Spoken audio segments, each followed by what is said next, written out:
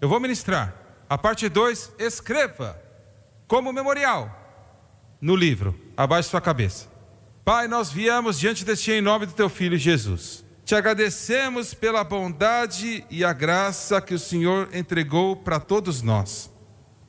Estando de pé aqui, nesta manhã, eu entendo que eu preciso depender do verdadeiro professor, verdadeiro mestre, o ungido, o Espírito Santo. Eu entrego a minha vida ao Espírito Santo para que o Espírito de Deus fale através de mim para o Teu povo, aqui no santuário ou pela rede Som Life de televisão. Unja-me para ministrar e unja o Teu povo para receber. E Senhor, sejam quem eles forem, aonde eles estiverem, se existe um sofrimento interno, uma prisão em suas vidas, que a palavra de Deus que eu vou trazer nesta manhã se torne uma palavra rema nas vidas de cada pessoa, uma palavra de revelação. E te damos todo o louvor e toda a glória. E todos digam amém e amém. A santificação, fora da justificação, é a doutrina mais importante na palavra de Deus em relação ao crente.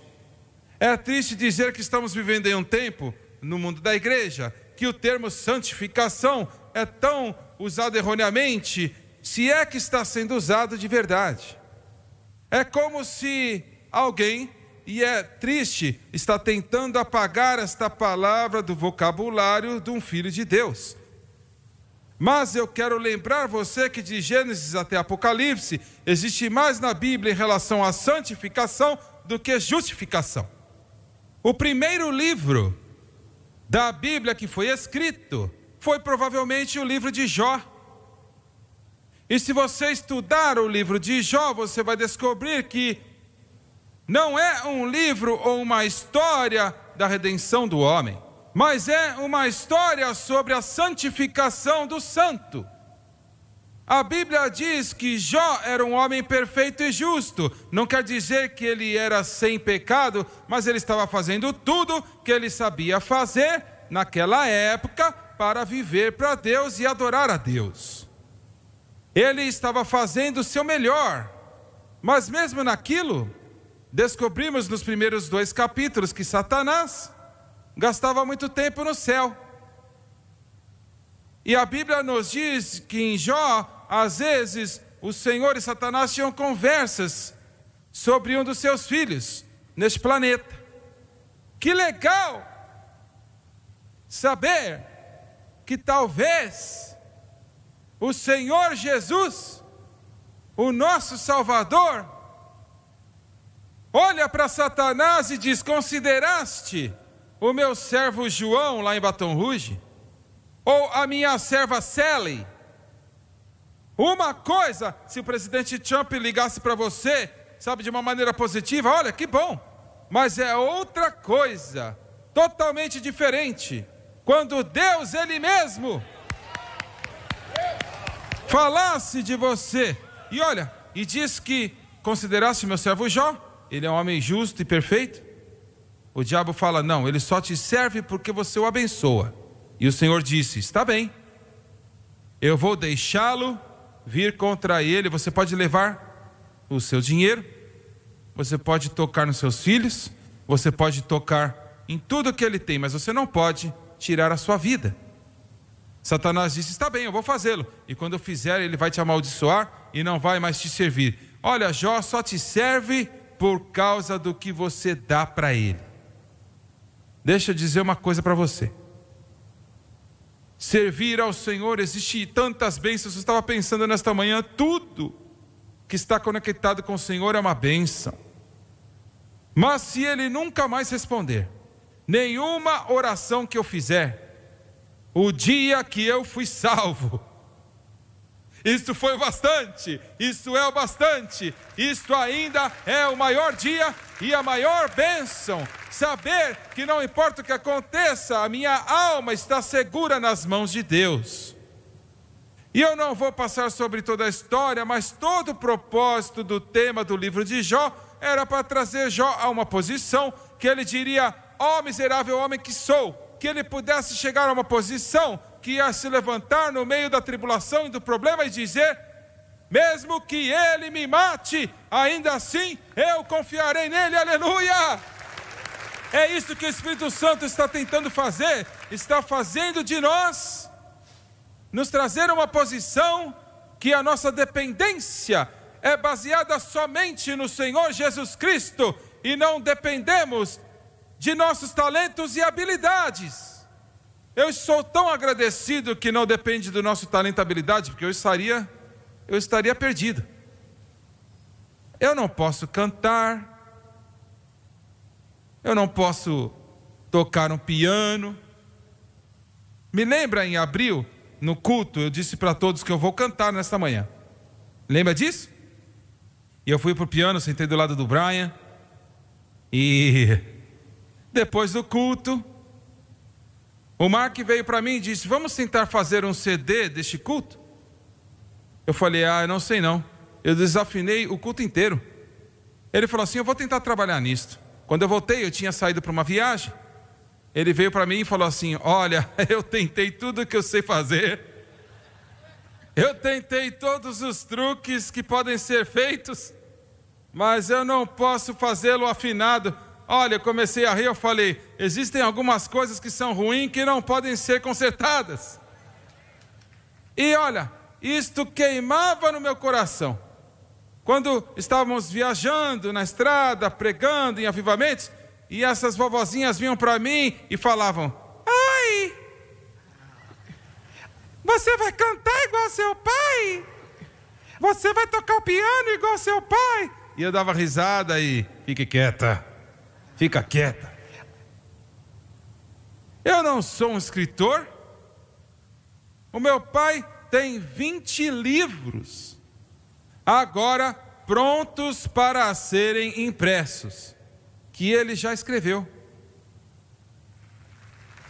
Ele constantemente escreve. Eu não posso. Olha, me demora 4 dias para fazer uma sentença. Agora eu posso dizer em voz alta, eu posso pregar, mas eu tenho uma dificuldade. Olha, colocar o cérebro nas mãos e escrever. O Gabriel é um bom escritor, ele é um excelente escritor. Senhor, por que você passou por mim? Existem muitas coisas que eu não sei fazer, mas não importa, existe uma coisa que eu posso fazer.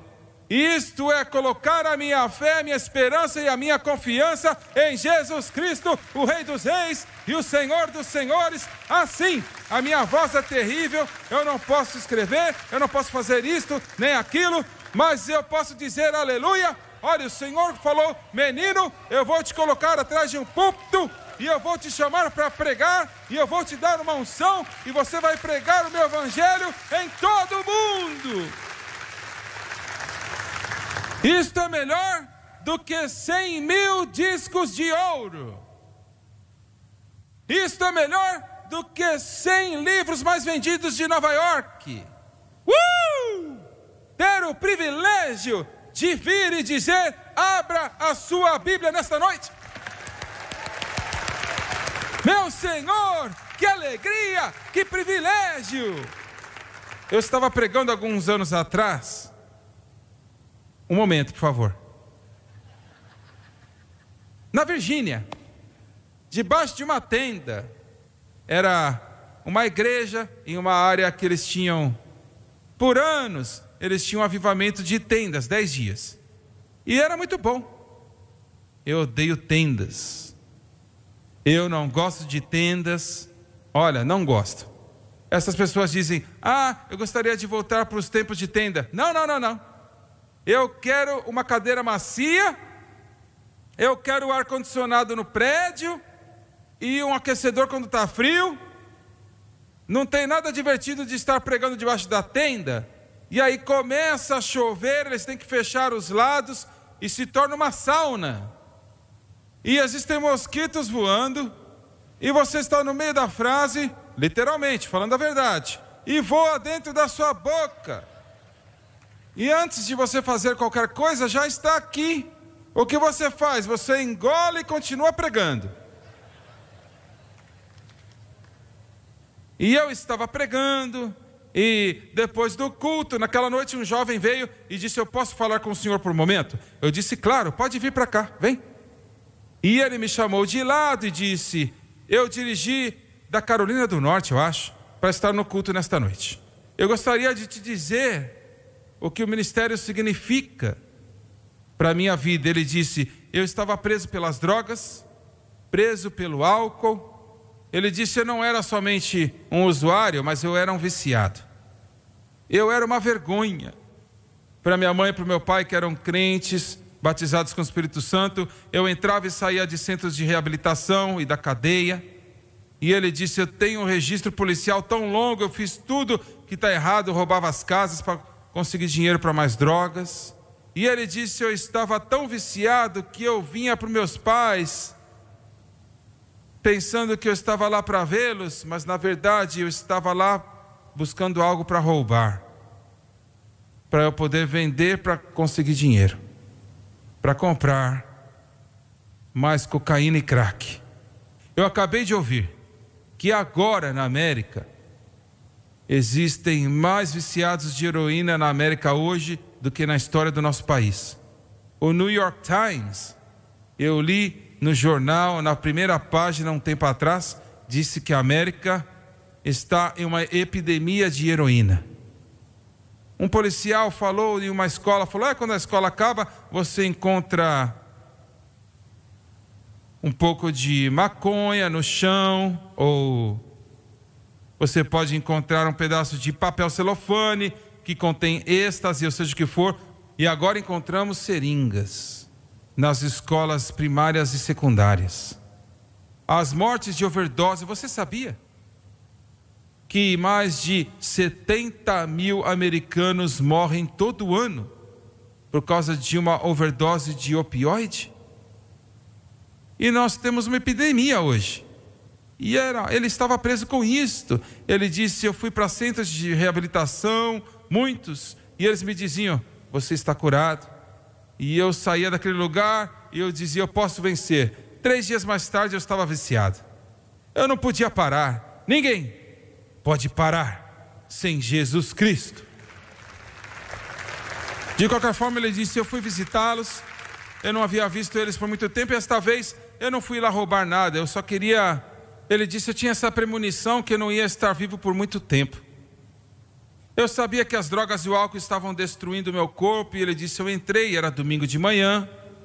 Ele disse: o meu pai e a minha mãe, o seu ritual de domingo de manhã era o mesmo. 8 da manhã o programa começava na TV. E eles sentavam-se na sala e assistiam a televisão antes de ir para a igreja. Ninguém era permitido de interrompê-los, das 8 às 9 horas.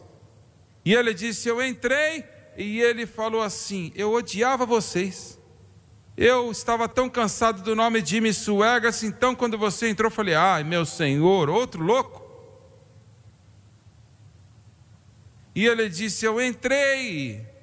Pai, como você está? Meu pai falou: fique quieto, sente-se, estamos assistindo. O irmão Swaggart: eu não quero assistir o Jimmy Swaggart. Ele falou: não é este, é o menino, o Donnie. E ele disse: eu me assentei, eu não gostava de você, não queria ouvir o que você tinha para dizer, mas você estava contando uma história de um jovem afro-americano no Havaí, que subiu no terraço do seu apartamento, preso pela cocaína, havia perdido emprego como vice-presidente de uma das maiores empresas do Havaí. Ele havia perdido a sua noiva, que foi embora. Ele estava prestes a ser uma vítima daquele apartamento, porque a prisão da cocaína estava sobre ele, e ele subiu naquele terraço, e ele iria se matar. Eu estava falando na história, o nome dele era Eddie Richards. E de repente ele disse: eu estava com a TV ligada. Ele me disse: eu estava tão perturbado que eu não sei se o programa estava passando, eu não sabia o que estava acontecendo, mas eu estava naquele terraço, eu já tinha escalado, e eu estava prestes a pular. E ele disse: de repente foi como se alguém tivesse aumentado o volume daquela televisão 100 vezes mais alto. E eu escutei a voz do irmão Swaggart dizendo: pare, pare agora mesmo, você não precisa morrer. Jesus Cristo morreu no seu lugar e Ele pode quebrar todas as prisões. E eu comecei a tremer. Eu saí daquele terraço, fui para aquele apartamento e entreguei meu coração para o Senhor, fui batizado com o Espírito Santo e me tornei um pregador. E Ele disse: você disse aquela história, e aí você fez um apelo. Eu estava sentado lá e pela primeira vez na minha vida eu senti aquela atração. E no meu coração eu disse: Senhor, se o Senhor pode libertar um afro-americano prestes a cometer suicídio em Honolulu, no Havaí, o Senhor pode pegar esse alcoólico e drogado aqui na Carolina do Norte, e o Senhor pode salvá-lo e libertá-lo. E ele disse: naquela manhã eu entreguei meu coração para o Senhor, eu fui batizado com o Espírito Santo, eu nunca mais bebi, eu nunca mais cheirei cocaína, eu nunca mais usei drogas, eu não tenho desejo algum. E eu vim para dizer obrigado. E eu estava tentando ser dignificado. Senhor, obrigado, obrigado. Obrigado por me dizer isso, muito obrigado. Eu entrei no carro para ir para o hotel, eu estou falando a verdade. Eu entrei, coloquei a chave na porta, abri a porta, entrei naquele quarto. Assim que a porta fechou, e eu não estou brincando, eu joguei minha mala do lado daquele quarto e eu disse: diabo, você escutou isto? Alguém foi salvo, alguém se salvou assistindo eu pregar. Isto vale tudo, isto vale tudo. Se foi a única pessoa que veio para o Senhor debaixo do meu ministério, já valeu a pena. Abençoado, abençoado. Eu tenho que correr. Olha, eu quero dar isso para você rapidinho, porque olha, estabelece aqui o cenário. Como eu te disse, um tempo atrás, começando em Êxodo 12, até o capítulo que eu li aqui para você, os capítulos mostram uma imagem da salvação. Êxodo 12, nós vemos a imagem do Cordeiro Pascual, sendo oferecido o Cordeiro Pascual lá no Egito. Você conhece a história? Quando eu ver o sangue, não é o seu diploma, não é a sua educação, não é o seu dinheiro, não é o seu padrão social, não é o fato de que você é o prefeito, ou o presidente, ou o governador, o homem mais rico na cidade. Mas quando eu ver o sangue, eu passarei por cima de vós. E olha, é tão real hoje. Quando eu ver o sangue, quando eu ver cada um de vocês que são salvos, o sangue foi aplicado nos umbrais do nosso coração. Aleluia! Nós fomos trazidos do Egito.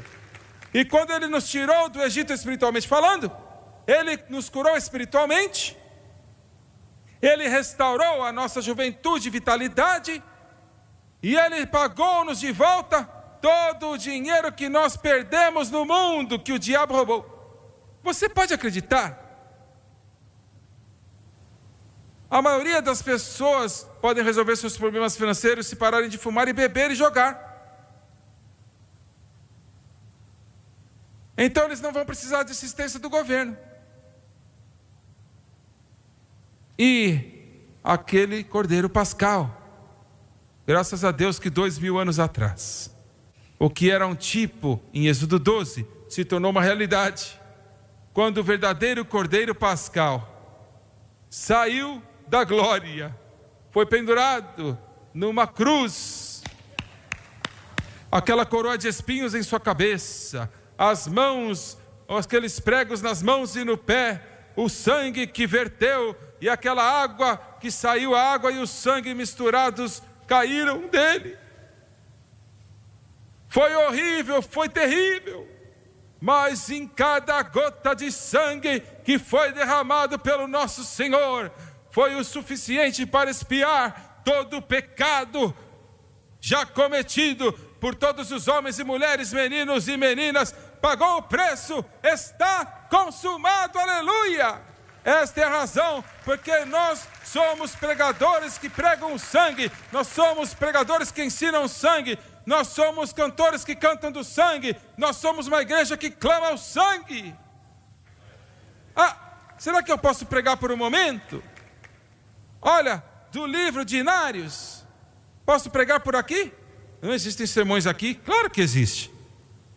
Esse aqui, por exemplo, na colina da tristeza do Calvário, onde as demandas do pecado foram pagas e os raios de esperança para o amanhã, através do nosso caminho, foram colocados. Eu vejo um fluxo de sangue encarnado, ele flui do Calvário, suas ondas que atingem o trono de Deus estão varrendo sobre mim. Olha esse aqui, olha. Quando a tristeza e a dor sussurram, você pecou sem uso para orar. Eu olho para Jesus e ele me diz para dizer: eu vejo um fluxo de sangue. Aleluia! Este rio ainda está fluindo. Este rio ainda está fluindo. Este rio ainda está fluindo. Eu disse, esse rio ainda está fluindo. Mais um. Você seria livre do seu peso do pecado. Há poder no sangue. Poder no sangue. Você seria vitorioso contra o mal. Há um poder maravilhoso no sangue. Meu Senhor. Alguém falou assim: quem é você para me dizer? Eu sou um crente comprado pelo sangue do Deus Todo-Poderoso, e eu não vou recuar, eu não vou dobrar o meu joelho, não me importa se o meu testemunho te ofende, fique ofendido. Eu tenho que correr. Mas em Êxodo 14, nós vemos a cruz, falando que atravessaram o Mar Vermelho, que é uma imagem da entrada, a nossa entrada do crente em Cristo. E o que a crucificação significa? Ele nos salvou para tirar do Egito, para nos trazer para uma terra prometida. Capítulo 15 proclama a grande alegria de Israel. Olha, uma vez que eles atravessaram, quando chegaram do outro lado, Moisés começou a cantar: o Senhor triunfou gloriosamente, seus cavalos e seus cavaleiros se afundaram no mar. O Senhor triunfou gloriosamente, seus cavalos e cavaleiros se afogaram no mar. E aí Miriam, sua irmã, pegou todas as mulheres. Agora, ninguém sabe quantas mulheres haviam, 2 ou 3 milhões de pessoas. Olha, era muita gente, mas sempre existe mais mulher do que homem. Se não fosse pelas mulheres, a maioria das igrejas não sobreviveriam. De fato, olha, nos países de terceiro mundo, por causa da guerra civil, um genocídio, a maioria das igrejas pentecostais evaporariam e desapareceriam, porque todos os pastores foram mortos e os diáconos. Mas as mulheres se levantaram e disseram: você matou meu marido, você matou meu filho, mas eu não vou parar de falar sobre Jesus. Então Deus levantou as mulheres para pastorear uma das maiores, olha, batistas. Deus pode usar quem Ele quiser. E eles começaram a bater os tamborins. Você tem um tamborim?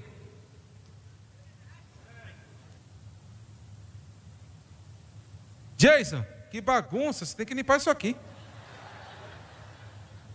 Esse é o tamborim? Não é. Olha lá, traz o tamborim aqui. Vai, Jason, traz para mim, rápido. Obrigado. Moisés, o Senhor triunfou gloriosamente. Os cavalos e seus cavaleiros se afogaram no mar. E de repente, do outro lado, todas as mulheres com tamborins. E eles repetiam: o Senhor triunfou gloriosamente. Os cavalos e seus cavaleiros se afogaram no mar. Nós somos vitoriosos nesta manhã. E então, no mesmo capítulo, olha, as águas amargas de Mara, que falam da amargura da vida. Eles estavam sedentos, o Senhor mostrou para Moisés uma árvore: corte a árvore e lance-a na água. E no momento que aquela árvore, um tipo do Calvário, tocou aquelas águas, as águas amargas se tornaram doces. Alguém tem que louvar. Olha, seja o que estiver amargo na sua vida, encontre a árvore, encontre a árvore, encontre a cruz, coloque a cruz no meio do seu problema e aquelas águas amargas ficarão doces. Capítulo 16, o maná representa a bênção de Deus para o crente, a sua provisão. O maná, o que significa no hebraico? Também proclama para nós o descanso de sábado, o sábado que representa o descanso. Vamos falar mais sobre isso mais tarde em um momento, mas agora eu vou chegar no meu texto. Começando no capítulo 17 diz que eles, os filhos de Israel, estavam no deserto e estavam sedentos. Não havia água para beber. O deserto é um tipo da jornada amarga da vida. A vida não é justa. A vida é cruel.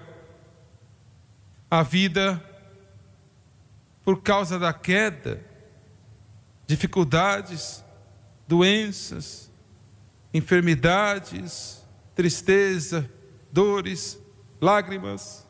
Você não pode fugir disto, vai acontecer. Você terá um tempo de uma jornada amarga, você vai passar pelo vale da sombra da morte. E eles estavam sedentos. E é por isto, me escute, é por isto que segunda e terça-feira nós estaremos implorando para as pessoas: não sente e assista somente e deixe a gente passar de lado. Existem homens e mulheres, meninos e meninas que estão no deserto agora e eles não sabem o que fazer. E nós temos a mensagem, nós temos a mensagem, nós temos a mensagem: Jesus Cristo e Ele crucificado, aleluia! E o povo começou a murmurar, olha, reclamar. Escute, todos nós temos tempos difíceis, mas não comece a chorar e resmungar. Não resmungue, não murmure, isto é um pecado. E ao invés, levante-se e diga: eu não sei o que vai acontecer, eu não sei como vai acontecer, eu não sei aonde, mas eu conheço o Senhor e eu sei que Ele vai abrir um caminho para mim. Eu sou tão agradecido porque o meu pai e a minha mãe me ensinaram a não ser um chorão. Você não quer começar a chorar perto da minha mãe? Menino, cale a boca. O Senhor tem sido bom para você. E o Senhor disse para Moisés: pegue a sua vara e bata nesta rocha. Não era uma rocha, era uma montanha. E no momento que ele bateu com o cajado, explodiu. E a água começou a jorrar. A rocha era um tipo de Cristo. Paulo disse em 1 Coríntios capítulo 10 que aquela rocha era Cristo. A água que fluiu, que proveu a vida para aqueles israelitas e para os seus rebanhos, era um tipo do Espírito Santo. Olha, este evangelho todo aqui, seja salvo, batizado com o Espírito Santo. Olha, a vontade de Deus. Olha, o Gabriel falou domingo passado, a mensagem que você pregou. Eu entrei, depois do meu culto, eu fui para um hotel às 10 horas da noite, ainda era dia lá na Irlanda, e eu estava fazendo a minha mala, e eu comecei a assistir pelo iPad. Eu abri o aplicativo e assisti o culto de manhã, e ele estava pregando. Você não vai acreditar, eu sentei e fiquei assistindo. Nós dois pregamos no mesmo dia, você de manhã e eu naquela noite. Nós pregamos quase a mesma mensagem. Só houve um ponto que você falou que eu não falei. Até algumas das declarações eram iguais. Eu estava sentado dizendo: Senhor, isto é grande, isto é maravilhoso, oh, aleluia. Olha, eu não tenho tempo. A rocha era um tipo de Cristo e a água um tipo do Espírito Santo. Muito bem, e aí ele diz: então veio Amaleque. Os amalequitas eram descendentes de Esaú. Você sabe a história de Esaú e Jacó. A palavra de Deus diz: Jacó quem eu amei, e Esaú a quem eu odiei. Essa palavra odiar aqui não quer dizer o ódio da maneira que nós usamos hoje. Na verdade fala, olha, o que quer dizer é que Deus, que conhecia todas as coisas, Ele conhecia o coração de Jacó e o coração de Esaú. E ele sabia que mesmo com as falhas de Jacó, ele tinha um coração para Deus. Então ele tomou Jacó e o transformou em Israel. Jacó quer dizer usurpador, enganador, fraude, mentiroso. Israel quer dizer príncipe com Deus. Esta é a santificação, quando você estudar esta vida da santificação. Mas Esaú é um tipo da carne. O apóstolo Paulo, mais do que qualquer escritor, Antigo e Novo Testamento, ele usa a palavra carne. E quando ele falou deste termo carne, ele tinha um significado duplo. Poderia no contexto se referir à carne que cobre o corpo, mas quase todas as vezes, quando ele usa o termo carne, ele estava falando dos nossos esforços próprios para viver para Deus, fora da fé e dependência em Jesus Cristo. O livro de Gálatas é um dos livros mais importantes no Novo Testamento, e é sobre o gentil crente que Paulo havia pregado o evangelho. Diz no livro de Gálatas que ele pregou Cristo e ele crucificado tão fortemente e deixou tão real para eles, que era como se eles testemunhassem o Calvário por si próprios, mesmo que foi anos após o ocorrido. Mas quando ele saiu, o diabo entrou no engano dos judaizantes, apóstolos falsos, profetas falsos, enganadores. Entraram e disseram: Paulo é um homem bom, e sim, você tem que aceitar a Jesus Cristo, sim, ele é o Messias, você precisa ser batizado com o Espírito Santo, mas também você tem que manter a lei de Moisés. Mesmo ao ponto de todos os adultos homens de Galácia, que se chamavam crentes, tinham que se submeter à circuncisão. Ouch! A lei sempre machuca. Eu queria falar outras coisas, mas não vou falar. E Paulo disse: ó insensatos Gálatas, e essa versão mais limpa.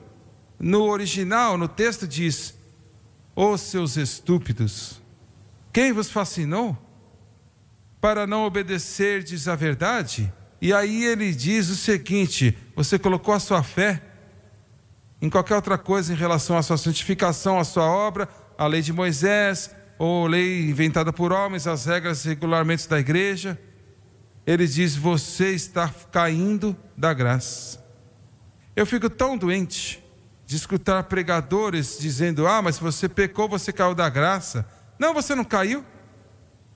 Você cai da graça somente quando você para de crer. Você entendeu o que eu acabei de dizer? Você só cai da graça quando você se recusa a se arrepender.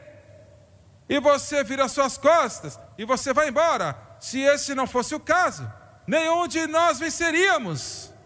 Mas graças a Deus pela graça, a graça de Deus, aleluia. Eu não tenho tempo. Alguns de vocês estão, o quê? Metade da igreja, 90% da igreja acredita que se você pecar contra Deus, você tem que voltar a ser salvo de novo. Não, você não precisa. Filhinhos, estas coisas vos escrevo para que não pequeis. Mas se alguém pecar, um advogado temos para com o Pai, que é a propiciação dos nossos pecados, e não somente pelos nossos pecados, mas também pelo pecado de todo mundo. Em outras palavras, você pode dizer: Senhor, eu pequei contra ti, eu fiz de mim um tolo, eu não vou culpar minha esposa, não vou culpar os meus filhos, não vou culpar o meu chefe, eu pequei, por favor me perdoe. E instantaneamente aquele sangue, aquele fluir do sangue lava todo pecado. Muito bem. A palavra aqui no grego, né, carne, quer dizer as fraquezas da natureza humana. Ou uma pessoa pode dizer que é a natureza pecaminosa reinando na vida, que impede o crente, ele fica sem forças. E esta é a razão porque você tem, eu não posso colocar uma porcentagem, só Deus sabe, mas tantos sentados em nossas igrejas que amam a Deus, mas estão presos Existem prisões em suas vidas. E disseram para eles: você pode jejuar. Você pode jejuar até eles passarem você por um buraco de agulha. E não vai te santificar nem te dar vitória. Você pode memorizar todas as escrituras na Bíblia e decorado, dizer até que você não tenha cabelo na sua cabeça, e não vai te dar vitória. Você pode tomar a Santa Ceia todos os dias. Tome a Santa Ceia todos os dias, você não vai ficar doente, você vai ser abençoado, nunca mais vai ter problemas. Não, não está na Bíblia. Não. E eles nem sabem o que é a natureza pecaminosa.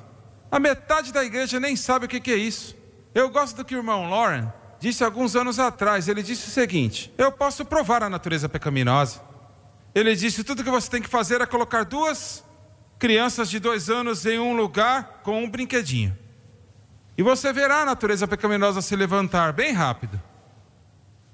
E uma semana depois que ele disse aquilo, eu estava assistindo TV e eu vi um documentário sobre este homem que foi em todo mundo, mais de 5 ou 6 anos, filmando criancinhas crescendo. E eu estava assistindo e ele estava no meio da selva, num país africano, no meio do nada. E eles estavam em uma dessas ocas. Uma moça africana com 2 crianças. Pareciam que eram gêmeos, eram da mesma idade, 3 anos. Estavam brincando, cada uma delas tinha uma pedra. Era o brinquedo que eles tinham. Então o bebê número 1 pegou a pedra dele e o bebê número 2 pegou a pedra dele. De repente, o bebê número 1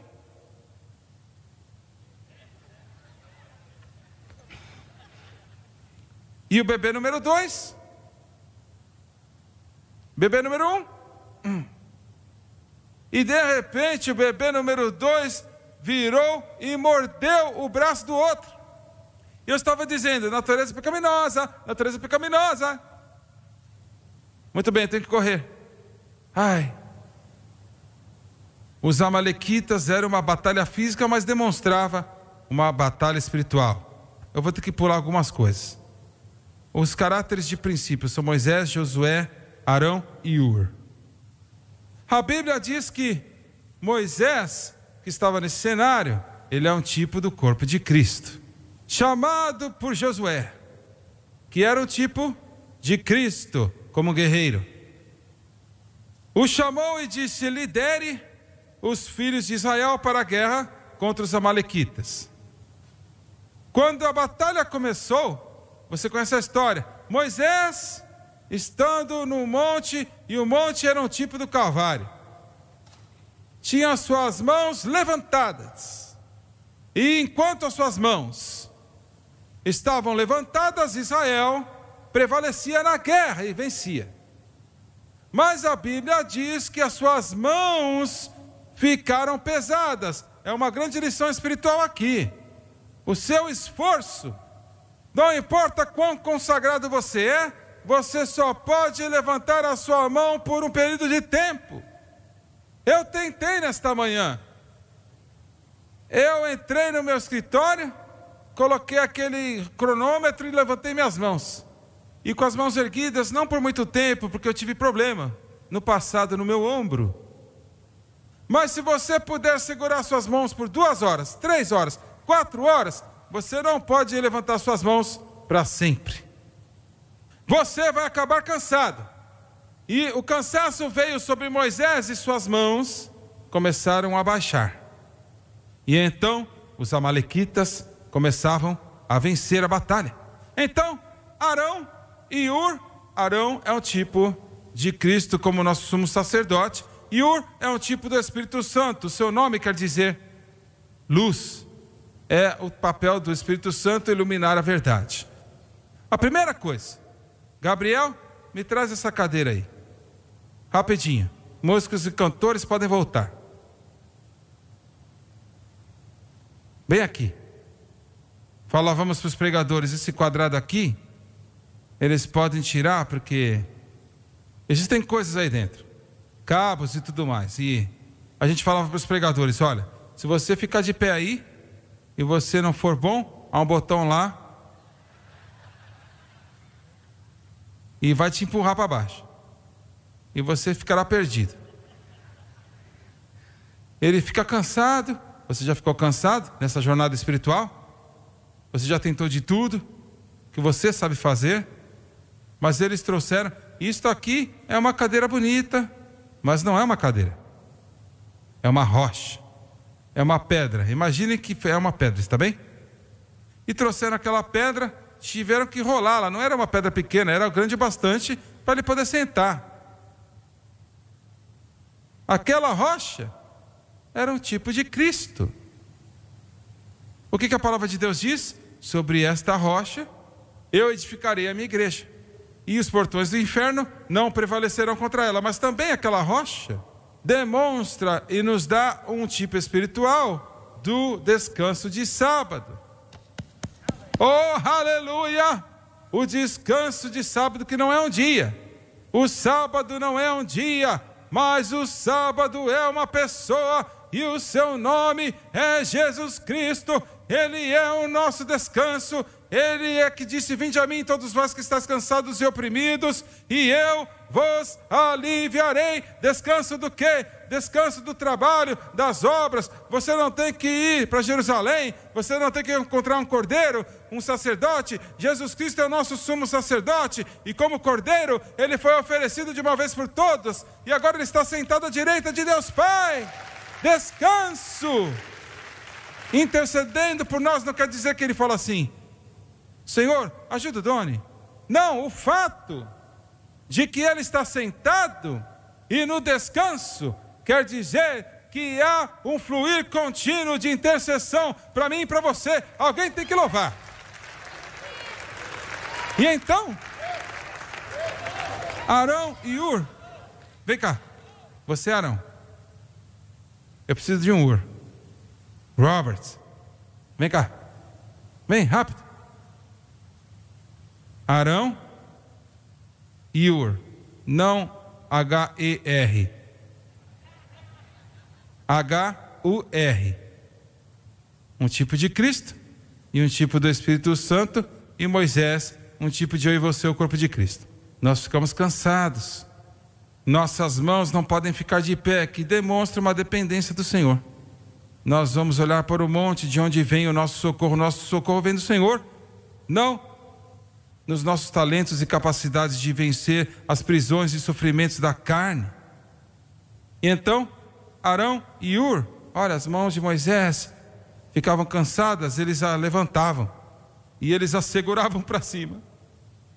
Não era mais Moisés agora, mas ele tinha um tipo de Cristo de um lado e o Espírito Santo segurando o outro lado, e ele estava descansando.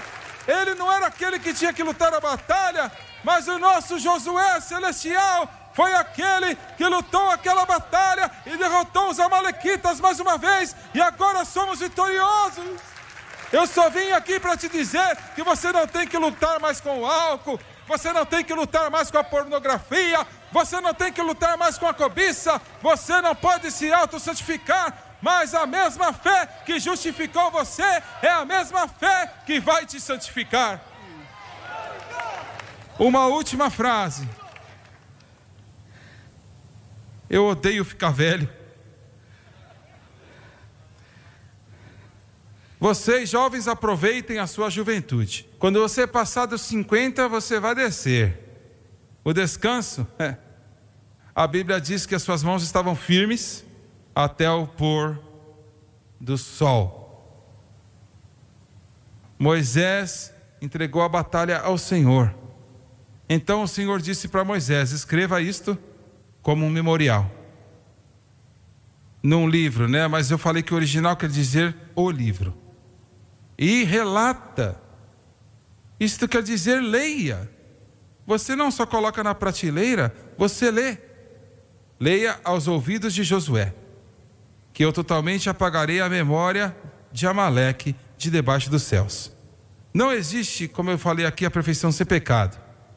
Mas se você entender a santificação, que é o Espírito Santo lutando em você contra este pecado, para te dar vitória, para te trazer para um caminhar com Ele, que é maior do que qualquer coisa que você já experimentou. Isto não pode ser feito com o seu esforço próprio. É feito pela sua fé no que Jesus Cristo fez na cruz e o Espírito Santo que agora vive dentro de nós. Eu tenho 5 minutos e eu vou fechar.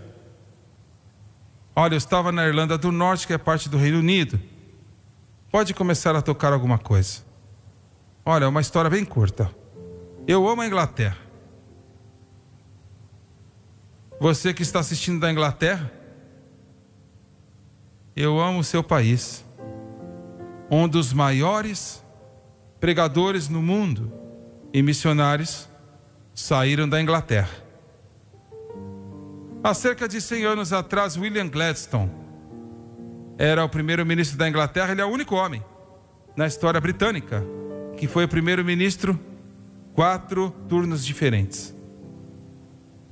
Ele foi o fundador de um dos maiores partidos políticos que ainda existe até hoje. Eu esqueci qual que é o nome.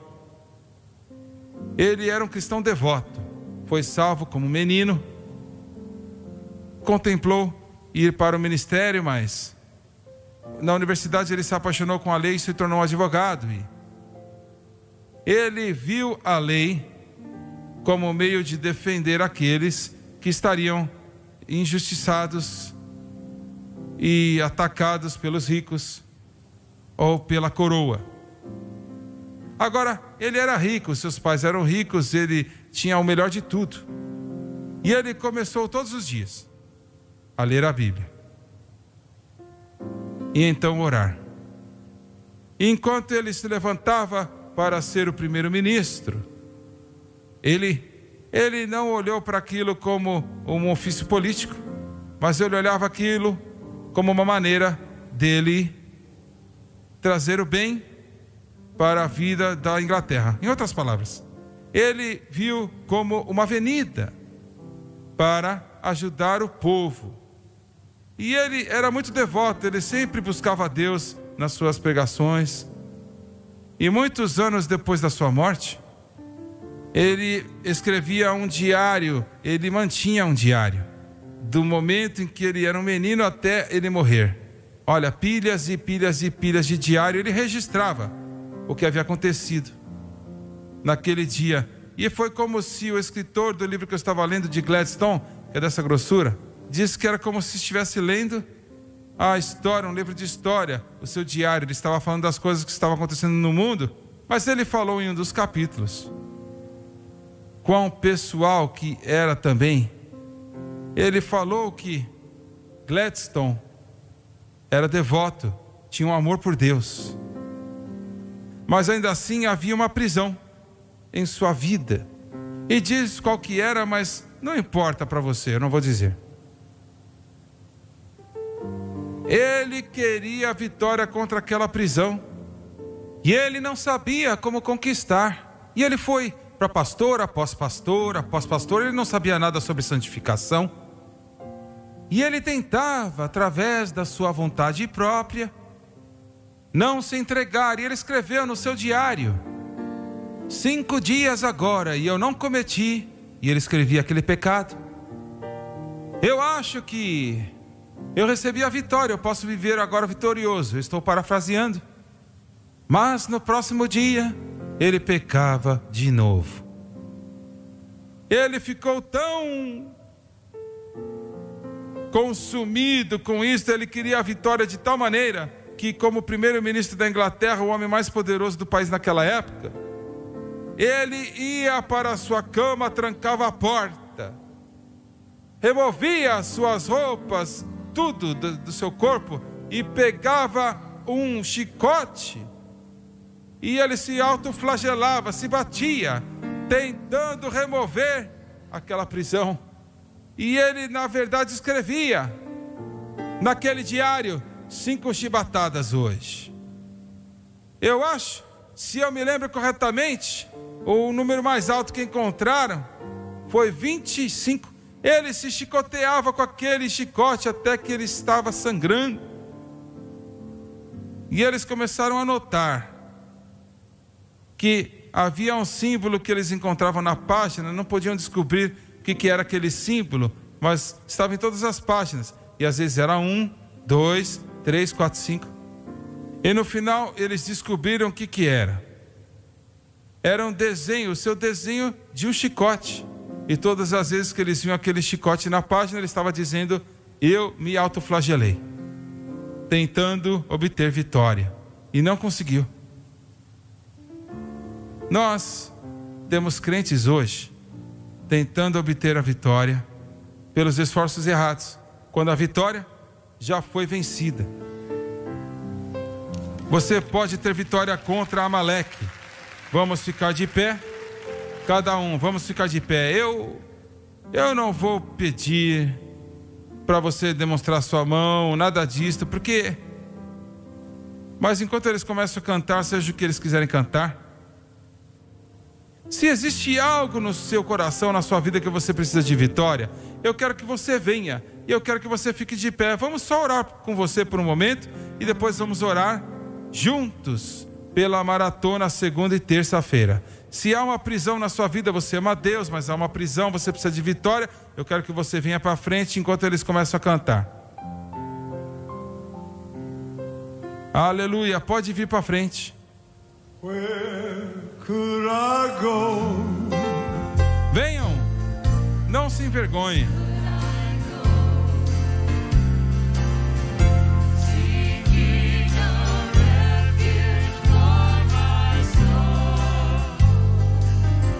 Oh, aleluia, venham, venham. Alguns crentes batizados com o Espírito Santo, venham aqui estar atrás deles. Venha estar com eles agora. Para onde irei eu?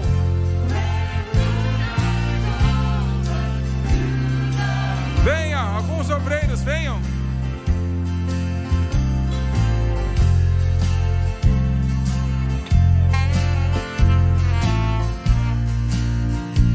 Eu quero que você levante as suas mãos agora. E a primeira coisa que eu quero que você faça é se arrepender por tentar obter a vitória na sua própria força, no seu próprio entendimento. E eu quero que você volte para o descanso que está encontrado em Jesus Cristo, dizendo: Senhor, eu não consigo, mas o Senhor já conquistou, e hoje eu entrego na cruz esta prisão na minha vida. Isso serve para vocês que estão assistindo pela SBN, vocês que estão ouvindo, aonde no mundo você estiver. Você não precisa andar como escravo nenhum dia mais. Oh, aleluia! Vamos, comece a louvá-lo.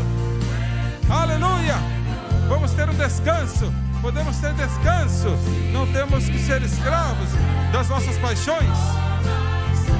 Oh, aleluia!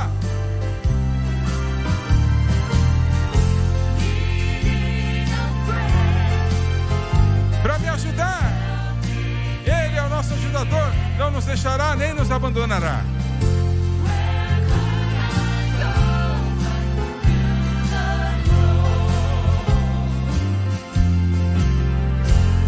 Deixa eu fechar, eu vou orar por você, e a minha oração não pode te libertar.